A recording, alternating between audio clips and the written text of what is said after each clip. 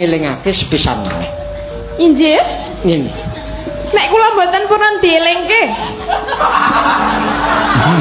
Broto kok koyan polah lho. Ngene. Iki sing nonton oleh gandrung marang Broto. Sinten? Nek tak turuti. Sinten? Oh, bakul kacang ya? Tapi jenengan milih bakul kacang tinimbang kula? Mergo senajan mun bakul kacang ning atine ora kaya kuwi. Den Mas nyemprot lho. Ya untune ora ono ya. Ain kaya lendeng cangkeme kaya lendeng.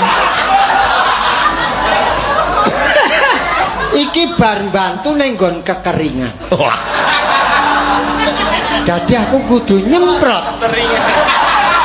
Nggih mboten napa-napa panjenengan nyemprot ra apa-apa tak trima. Kok pito kok disemprot bang gelem ki? Ora apa-apa, suminten tresno kok.